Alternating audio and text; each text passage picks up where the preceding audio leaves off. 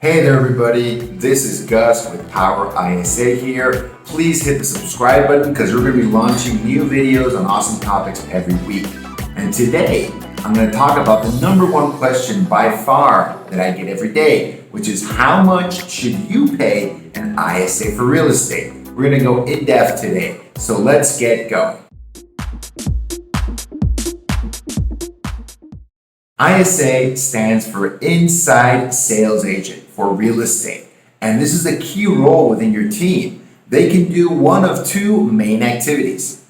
Number one, they might be focused on outbound prospecting, generating brand new leads from cold lists, cold calling, mostly doing it for sellers.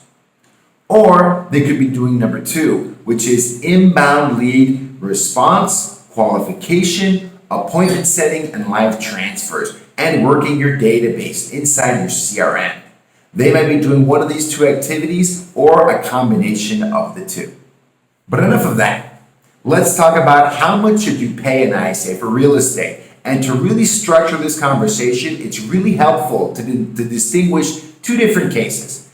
ISAs hired and working inside the US and those working outside the US. This distinction matters a lot because how you structure compensation, how much you pay an ISA, really varies from country to country, as you'll see. For US-based ISAs, it's important to introduce a concept called OTE, on target earnings. This is used in sales. It helps describe the overall compensation someone is going to receive in a role. It includes salary plus any bonuses. Ideally, an ISA should receive a 50-50 split between salary and bonus for their overall on-target earnings. ISA is a salaried position for the most part, but it is also a sales position, so it needs to include some bonuses. Salespeople love bonuses. People in sales want to make sure that if they work harder and sell more, they're going to make more money. That makes sense, right?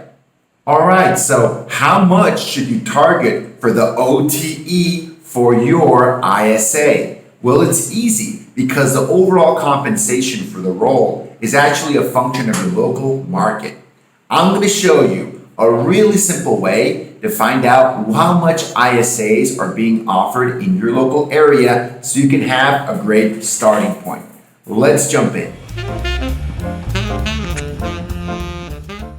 All right, folks, so we're going to walk through an example of how to use your local market information to come up with the OTE, on target earnings, for an ISA for real estate.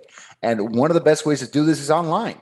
It doesn't take a ton of work, a ton of investigation to come up with a ballpark of what you need. So one of the things you can do is just jump into Google and type in inside sales agent real estate jobs and then the name of your city. And for this example, I'm going to start with a city like Nashville, Tennessee, inside sales agent real estate jobs, Nashville, Tennessee.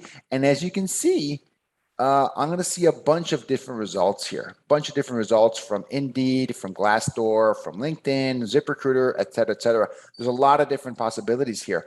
One of the websites that I found to be the most helpful when doing this exercise is actually going to be Indeed.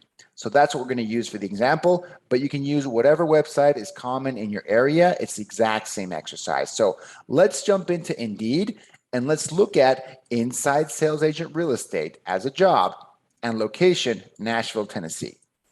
Now, as you can see, we've got several job postings, which is what we want to see. You can see one that's in the $36,000 to $50,000 range, another one that's $35,000 to $55,000, $45,000 to $50,000. About 50,000, 30 to 37,000. Now you can see a couple of different trends here. I would say just based off these few ads, looking at the first page of the results from Indeed.com, that I would say the on-target earnings for an ISA for real estate in Nashville is going to be about in the $35,000 to $50,000 range. Maybe 30, 35,000 on the low end, about 50, maybe up to 55,000 on the high end, right? And that would be OTE, on target earnings. That's what you typically see on a website like Indeed for these kinds of positions. It's not salary, it's going to be salary and bonus, total compensation, target compensation. So this is interesting because Nashville, Tennessee is kind of a medium-sized city. It has a relatively low cost of living for the US. So I like to use this example. So you can see medium-sized city, not a very high cost of living area. This is what it would cost to get an inside sales agent hired locally. So check it out. Let's try the exact same example, but with a different location, a high cost of living area like San Diego, California. And I know that area really well. I used to live there. It is definitely one of the highest cost of living areas in the whole US. So let's take a look here. Let's see what else we can find. Multiple job postings. I see one from 70 to 100,000, 65 to 100,000, 40 to 60, 70 to 100, starting at 75, 78, 79 to 105, starting at 50, starting at 75 to 105. So I see a recurring theme here where I'm seeing a lot of jobs that are starting in that $70,000 to $75,000 range. And that tells me that's probably going to be an OTE number, because 75 to 100,000 is the range they want to give you as far as total compensation. That's what makes the most sense to me. That's what and I see that in multiple job postings in that range, plus or minus five or $10,000. They're in that range. If I had to guess, I would say that for San Diego, California, the OTE for an ISA is being offered in the $70,000 to $100,000 range. 70,000 on the low end, maybe 100,000 on the high end. Just from looking at these job postings, that's what I would get. So one of the things you could do, if I were posting an ISA for real estate opening in either Nashville or San Diego, I would base my offer on these numbers. I'd go for Nashville. I would probably, if the range of salaries are in the $35,000 to $50,000 range, maybe I'd come in and make an offer in the $40,000 range, $45,000 range. I wouldn't be the lowest, I wouldn't be the highest, but I'd be competitive. Here in San Diego, the jobs are in the $70,000 to $100,000 range. I might need to come in at 80, maybe 90 to really be competitive, right? To look attractive to other folks. So, or you can do what these folks do here, which I like. You can put the range. They literally publish the range. Like, hey, if you do okay, it'll be 70,000. If you do great, it'll be 100,000. This is also a great tip that you're seeing here with multiple teams doing this on Indeed.com. So definitely check it out. I think this is going to be useful. In the next part of the video, I'm going to go a little bit more in depth onto. I'll grab some information from this example, and we'll develop it more and talk more about the overall compensation for the U.S. and the rest of the world. Let's go. Okay, now that we have an idea on how to find OTE, let's grab an example and drill down. For San Diego, let's pick an OTE of $70,000. In that example, we want to keep it 50% salary and 50% bonus. So $35,000 would be salary, and you would target $35,000 to come from bonuses. Ideally, that would mostly come from commissions on closed transactions.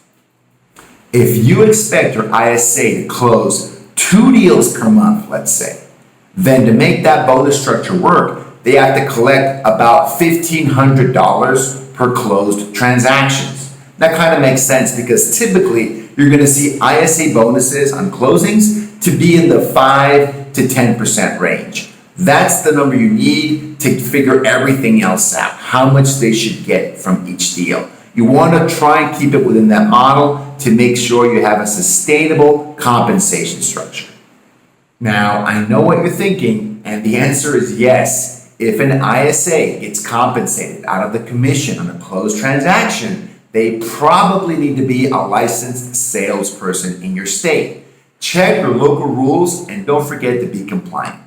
Now we're going to talk about the other case, the one that's also really, really interesting, hiring ISAs outside the US. We're recording this in 2021, and due to the global pandemic, the work structure across the world has really changed. People are unbelievably more open now to having folks work remotely and to have virtual members of their team.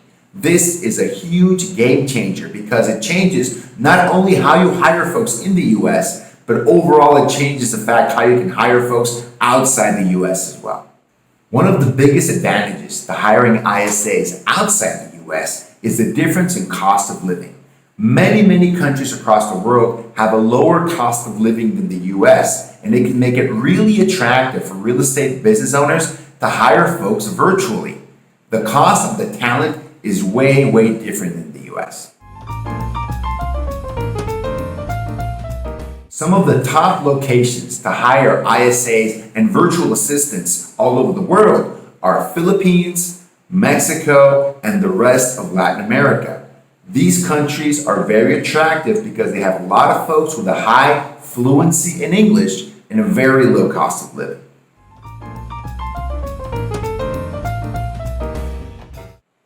Another big difference with hiring folks outside of the US is that typically most of their compensation is going to come from the hourly wage. You're not looking for a 50-50 split between salary and bonus. It's mostly going to be salary. Bonuses are way less than hiring folks in-house.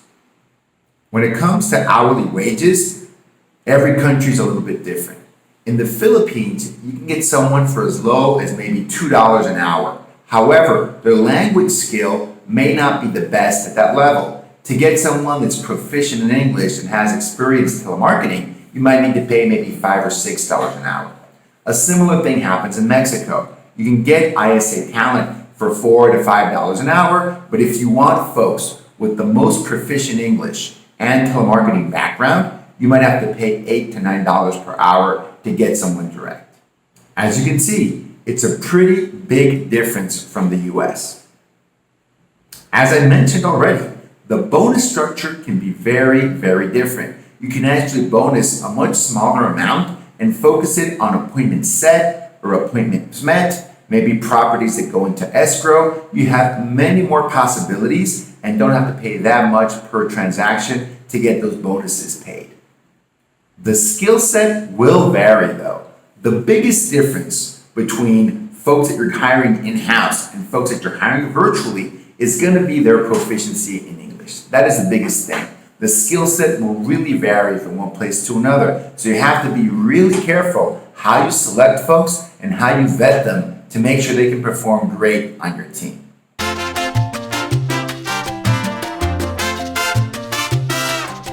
Here at Power ISA, this is what we do on a day-to-day basis. We source talent, we train it, we vet it, and we help you build an ISA team the fastest, most efficient way possible by placing an ISA on your team, managing an already existing ISA, or training ISA teams you already have in-house. That's it, folks. Thank you so much. I hope this video was helpful. If you want to learn more about building a great ISA team, real estate marketing, and prospecting in general, please hit the subscribe button and make sure you get all the videos we're going to be releasing on a weekly basis starting now. Thanks.